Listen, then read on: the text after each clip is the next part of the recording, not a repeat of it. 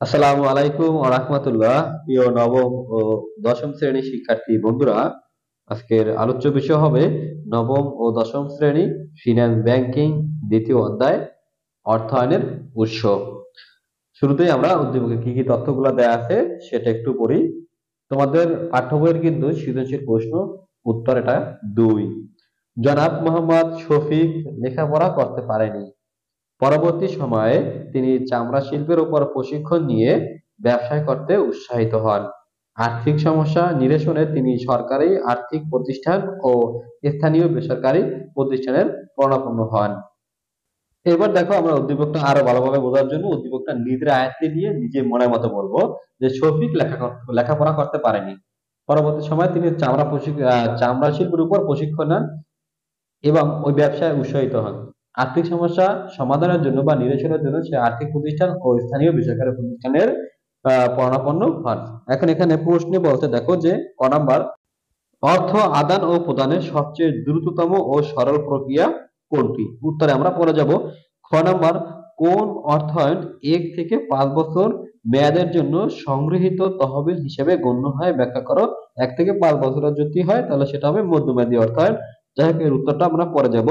এবার গ নাম্বার বলছে, জনাব শফিককে সাহায্যকারী সরকারি আর্থিক প্রতিষ্ঠানটি কোন ধরনের প্রতিষ্ঠান বর্ণনা করো। অবশ্যই এটা হবে বিশেষায়িত সরকারি অর্থায়ন বা বিশেষায়িত সরকারি অর্থায়নই মূলত হবে।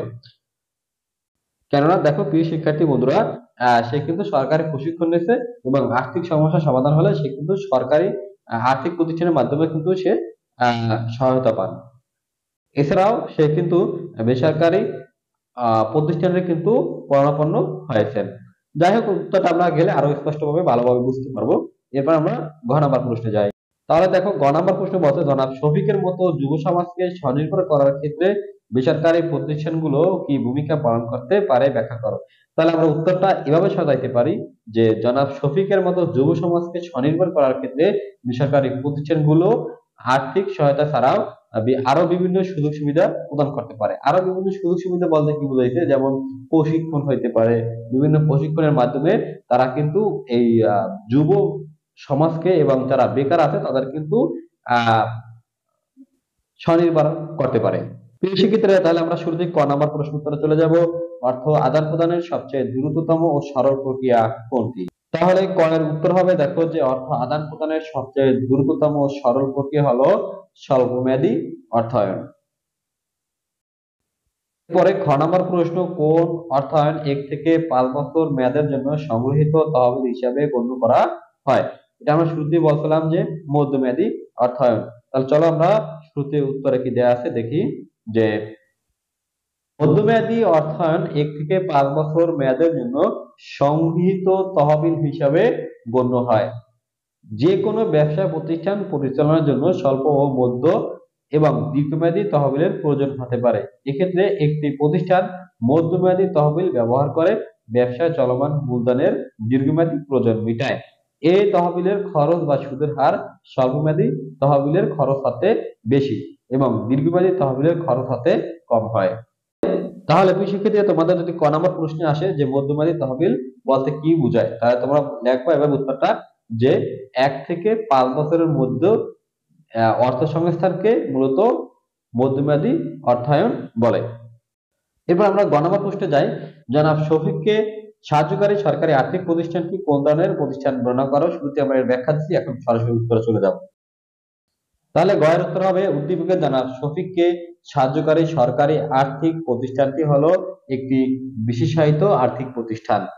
বিশেষ বিশেষ খাতের উন্নয়নের স্বার্থে রাষ্ট্রীয় মালিকানায় গঠিত আর্থিক প্রতিষ্ঠানকে বিশেষায়িত আর্থিক প্রতিষ্ঠান বলে। এখন বিশেষায়িত আর্থিক প্রতিষ্ঠান কাকে বলে সেটা আমরা কিন্তু পেয়ে গেলাম যে বিশেষ বিশেষ খাতের উন্নয়নের সাথে রাষ্ট্রীয় মালিকানায় গঠিত আর্থিক প্রতিষ্ঠানকে বিশেষায়িত আর্থিক প্রতিষ্ঠান বলে। এসব প্রতিষ্ঠান সংশ্লিষ্ট খাতের ব্যবসায় প্রতিষ্ঠানে অপেক্ষাকৃত সুবিধাজনক শর্তে মেয়াদি ঋণ দিয়ে থাকে। শিল্প ব্যাংক, কৃষি ব্যাংক, বাংলাদেশ ক্ষুদ্র ও কুটির শিল্প ইত্যাদি বিশেষায়িত আর্থিক প্রতিষ্ঠানের উদাহরণ। উদ্দীপকের জনাব শফিক লেখাপড়া করতে পারেনি। তিনি পরবর্তী সময়ে চামড়া শিল্পের উপর প্রশিক্ষণ নিয়ে ব্যবসা করতে উৎসাহিত হয়। মানে এই পর্যায়ে তুমি তোমার উদ্দীপকটা সরাসরি এখানে তুলে দিলেও হবে। কিন্তু তিনি ব্যবসায় স্থাপন করতে গিয়ে বিভিন্ন আর্থিক সমস্যার সম্মুখীন হন। এই সমস্যা নিরসনের জন্য সরকারি আর্থিক প্রতিষ্ঠান ও স্থানীয় বেসরকারি প্রতিষ্ঠানের শরণাপন্ন হন। এক্ষেত্রে সরকারি আর্থিক প্রতিষ্ঠানটি হলো বিশেষায়িত আর্থিক প্রতিষ্ঠান। তার চামড়া শিল্পের খাত হিসেবে বিবেচিত হওয়ায় বিশেষায়িত আর্থিক প্রতিষ্ঠানটি তাকে অপেক্ষাকৃত সুবিধাজনক শর্তে ঋণ প্রদান করে। ঋণ প্রাপ্তির ফলে জনাব শফিকের ব্যবসায় আর্থিক সমস্যা নিরসন হয়। সুতরাং বলা যায় জনাব শফিককে সাহায্যকারী আর্থিক প্রতিষ্ঠানটি হলো বিশেষায়িত আর্থিক প্রতিষ্ঠান। প্রিয় শিক্ষার্থীরা, এরপর আমরা সর্বশেষ প্রশ্ন কথায় যাব। জনাব শফিকের মতো যুব সমাজকে স্বনির্ভর করার ক্ষেত্রে বেসরকারি প্রতিষ্ঠানগুলো কি কি ভূমিকা পালন করতে পারে ব্যাখ্যা করো। তাহলে গহার উত্তর হবে এভাবে, দেখো, জনাব শফিকের মতো যুব সমাজকে স্বনির্ভর করার ক্ষেত্রে বেসরকারি প্রতিষ্ঠানগুলো তহবিল প্রদান ছাড়াও অন্যান্য সুযোগ সুবিধা প্রদানের মাধ্যমে ভূমিকা পালন করতে পারে। বর্তমানে বাংলাদেশে বেশ কিছু এনজিও এবং ব্যক্তি মালিকানাধীন বেসরকারি প্রতিষ্ঠান যুব সমাজের কর্মসংস্থান সৃষ্টিতে কাজ করে যাচ্ছে। এসব প্রতিষ্ঠান মধ্যমেয়াদী ঋণ প্রদান ছাড়াও প্রশিক্ষণ প্রদান এবং পরামর্শক হিসেবে গুরুত্বপূর্ণ ভূমিকা পালন করেছে। উদ্দীপকের জনাব শফিক চামড়া শিল্পের ব্যাপার প্রশিক্ষণ নিয়ে নিজেই একটি ব্যবসায় প্রতিষ্ঠান করেছেন। তাকে প্রয়োজনীয় প্রশিক্ষণ দান এবং ঋণ প্রদানের মাধ্যমে সরকারি প্রতিষ্ঠানের পাশাপাশি বেসরকারি প্রতিষ্ঠানও এগিয়ে এসেছে। কেননা জনাব শফিকের মতো যুবকদেরকে স্বনির্ভর করে গড়ে তুলতে যে পরিমাণ সরকারি প্রশিক্ষণ কেন্দ্র আর্থিক প্রতিষ্ঠান গড়ে ওঠা প্রয়োজন তা অপ্রতুল্য হওয়ায় এক্ষেত্রে অনেক এনজিও এবং বেসরকারি প্রতিষ্ঠান এগিয়ে এসেছে। বেসরকারি প্রতিষ্ঠানগুলো বিভিন্ন কার্যক্রমের মাধ্যমে যুব সমাজকে উদ্যোক্তা এবং স্বনির্ভর করে গড়ে তুলতে সহযোগিতা করেছে। আশা, ব্র্যাক, গ্রামীণ ব্যাংক, মাউডাস, অন্যান্য এনজিও এবং বেসরকারি আর্থিক প্রতিষ্ঠানগুলো প্রত্যক্ষ ও পরোক্ষভাবে কাজ করে, যার ফলে আমাদের দেশে জনাব শফিকের মতো হাজারো যুবক আত্মকর্মসংস্থান তথা ক্ষুদ্র ব্যবসায় প্রতিষ্ঠার মাধ্যমে নিজেদের জীবনযাত্রার মান উন্নয়ন করতে পারে। সুতরাং বলা যায় বাংলাদেশে জনাব শফিকের মতো উদ্যোক্তাদের সহায়তা করে শিল্প ও ব্যবসায় উন্নয়ন এবং সম্প্রসারণে বেসরকারি প্রতিষ্ঠানগুলো ভূমিকা অপরিসীম। মানে এখানে বলছে এটা যে তোমার সরকারি প্রতিষ্ঠানের যে তোমার আওতাধীন যে প্রতিষ্ঠানগুলো আছে এগুলো খুবই অল্প পরিমাণে বাংলাদেশের বেকারের তুলনায়।